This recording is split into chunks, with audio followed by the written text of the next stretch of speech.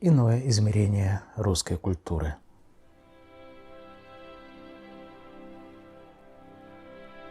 Ада Артемьевна Чумаченко. Опять мне влажный ветер в лицо пахнул весной. Читает Евгений Бразу-Брушковский.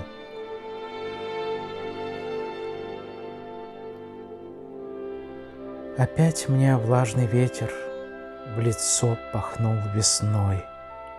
Опять томится сердце несбыточной мечтой о светлом, ярком чуде, далеком, как любовь, прекрасной новой сказкой душа томится вновь.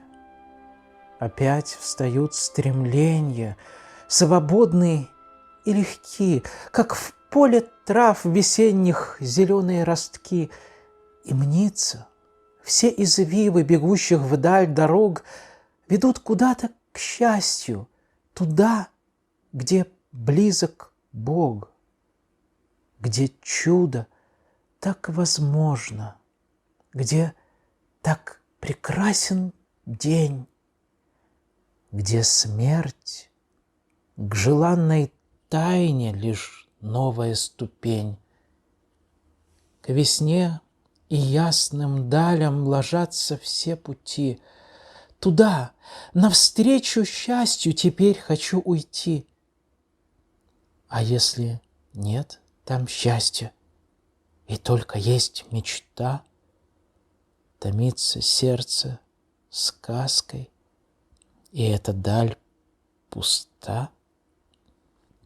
Пусть так, но как останусь, чем отгоню я сны, когда звучит немолчно в душе призыв весны? Умру в пути, быть может. Ну что ж, земля, как мать, весной в степи цветущей так сладко умирать.